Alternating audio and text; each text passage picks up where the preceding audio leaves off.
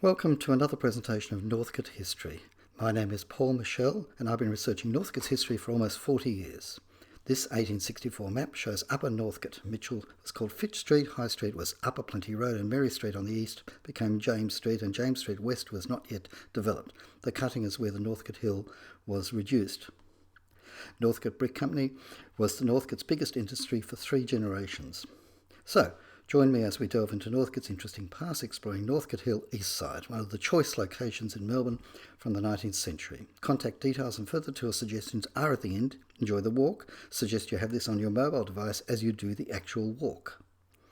The tour begins in High Street and James Street. In Part 1 we head east along James Street, back to High Street and east along Bastings Street. Part 2 concludes the tour. Of course, these selections are only a smattering of the heritage and memories of Northcote Hill East Side. You may want to explore the West Side tour as well.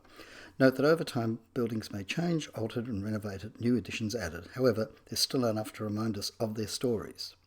The tour begins High Street cutting. Top of Northcote Hill was removed from the 1860s and completed in 1889. See how James Street rises both sides of High Street. Former sunny side, the Alpines Church of Epiphany between Bayview and James Street, once the site of a great mansion, built in 1855 by Richard Schlesinger, for decades wrongly attributed to William Rucker. It was demolished in 1925. Residents included J.J. Morris, George Clausen and the last owner E.A. Riches. Riches used the sale monies to electrify his elaborate Brighton mansion, Norwood. Wesley College operated from 1906 to 1962 in a hall at the back of the property, mainly a girls' primary and early secondary school. Church of the Epiphany opened in 1922. Architect Louis Williams designed it in a brutalist style using locally made Northcote bricks, of course. We now head east along James Street. 49 James Street, Crediton House dating from the 1860s. A remnant 2-storey solid house severely altered through, though with still extant tower. The Glanfield family lived here, and in 1891 Mrs. Glanfield and baby were shipwrecked with many fatalities. Lately she suffered from depression, and in 1893 Walter Glanfield died soon after his troubled wife. 51 James Street, Grandview, dating from 1883.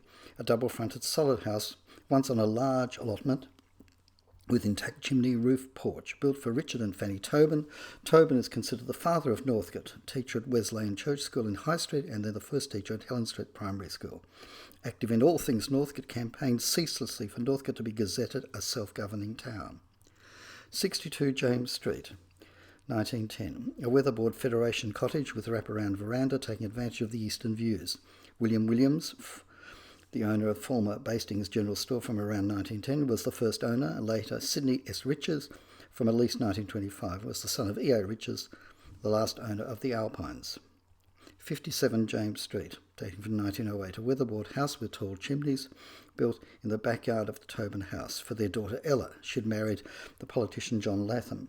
She was involved with the Children's Hospital originally in Carlton and campaigned energetically for the new hospital to be built.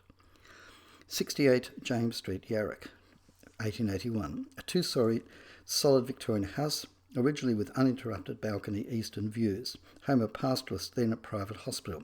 Yarrock, an example of a late 19th century speculative development. It was the home of Peter and Hugh McGuinness, for some 20 years wealthy retired graziers. Peter was an early pastoralist, paving the way for the development of the Mallee district in the Western Victoria for settlement and grazing.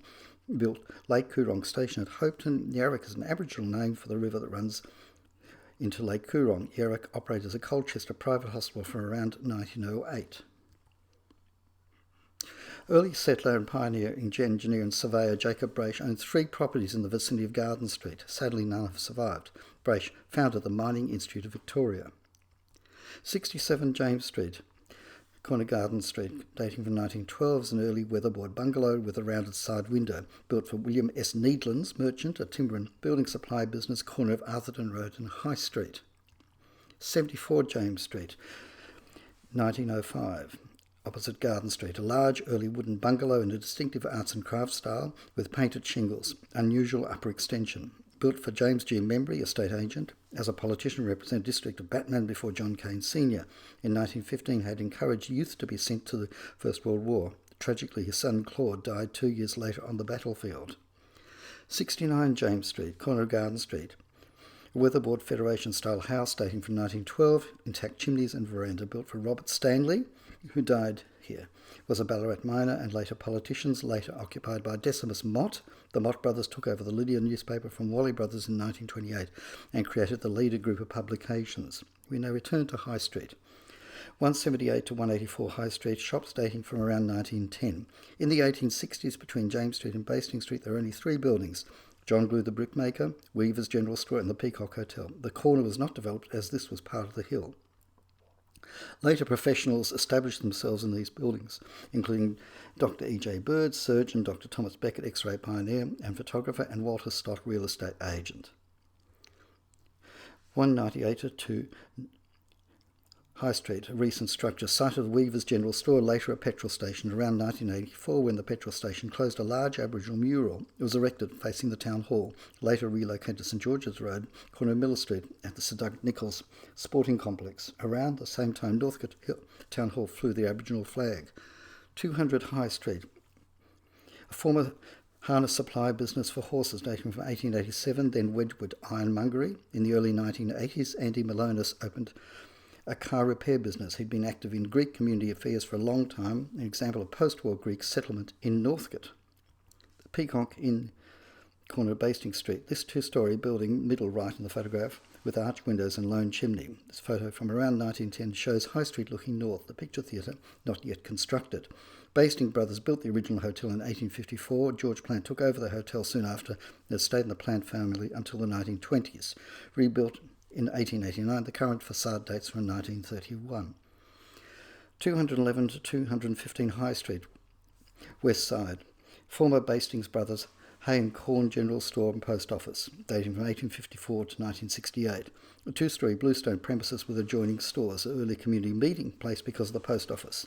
In 1891, B.E. Johnson bought the business and became one of the largest baking concerns in Victoria, owning various flour mills. Later owner was William Williams. 212 to 220 High Street, Northcote Picture Theatre, corner of Bastings Street. Screened films from 1912 to 1960, one of the earliest purpose-built buildings in Victoria to show silent films. Both the library and Northcote Picture Theatre were designed by Edward Twentyman Jr. The interior is similar to Northcote Town Hall. We head east along Bastings Street. Number 1 Bastings Street, behind the theatre is the Northcote Masonic Hall, dating from 1925, a 2-storey brick hall with distinct geometric windows. Before the theatre and the hall, this was the site of Mitchell's Butchers. Swift describes the site that in the 1880s it ran along High Street down to the Wesleyan Church and back to Union Avenue and was used as a sheep paddock. The killing pen was about the site of the Masonic Hall, and although it was at a butt of the street, it was so well kept it was not in the least offensive. Number 8 Bastings Street, Ella Warwick, dating from the early 1880s, a brick double-fronted dwelling with decorated corners and on the chimney. In 1905, Mrs. Annie Williams lived here around the time when her husband, William, was managing the ex-Bastings General Store. Number 9 Bastings Street, Corona, dating from 1903, corner of Aldous Avenue, a brick cottage with narrow, long, thin windows and tall chimneys, later terracotta roof. First occupier was Charles Osmond, manager of the Northcote Brick Company. The Osmond family married into the Smith meat business family. 11 Bastings Street, Beaumont, dating from 1864, corner of Aldous Avenue, a much altered early 2-storey solid building, Annie Dennis Kindergarten from 1925, palm trees in the front. First owner John Gull Johnson, a fruit and produce merchant. This is how the original building looked. Later, Joshua Pitt took over Beaumont and expanded his successful tannery in Thornbury. Annie Dennis, wife of Councillor Dennis, pressured council to take over the deceased estate for a creche.